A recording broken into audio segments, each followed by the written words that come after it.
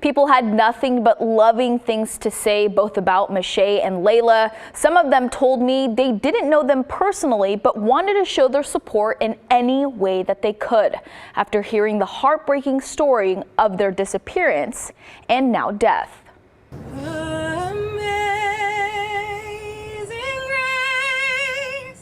We're here to have a public vigil and a call to action that the senseless murder of Meshay and Layla did not have to happen. On Sunday morning, hundreds of people flooded Esther Short Park to remember 27-year-old Meshay Melendez and her young daughter, Layla Stewart, after their bodies were found in Washougal last Wednesday. As of Sunday afternoon, no arrests have been made in the murders, but police have identified Kirkland Warren, Meshay's boyfriend, as a person of interest in their disappearance, after court documents show he assaulted and shot up Meshay's apartment and pressured her into dropping the charges. Meshay had a restraining order against him, and this is the outcome. That's not right.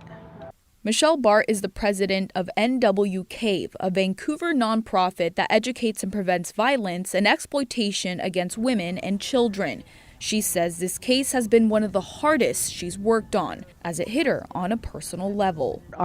My friend, who I didn't even know was a school teacher, is Layla's PE teacher, so it took on personal meaning. Close friends with Layla and Meshay. Layla was pretty much my niece.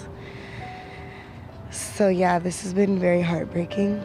Randall shares her daughter and Layla were born just 2 weeks apart, so they had an incredibly close connection. We hope something changes. We hope that if a victim comes out and they're scared, that the police do way more than what they did for her.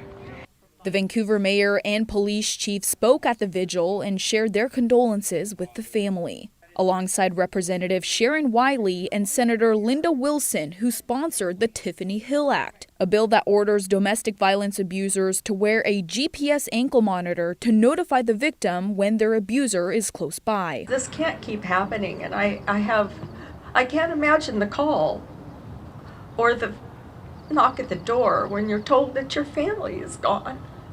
We really want to honor the family and make sure they get lots of support for that Layla and her mom is gone. Layla's schoolmates also showed their support at the vigil, sharing she was a kind and friendly little girl who had many friends at school. It's hard to imagine something like that happening, for sure, and I have a lot of empathy and compassion, and like I said, we just wanted to be really supportive and let them know that people care and care enough to come out and do this. Bart tells KGW NW Cave will be looking for funeral homes that can bury both Meshay and Layla together. They have also started a memorial fund for funeral costs. You can find that link on kgw.com.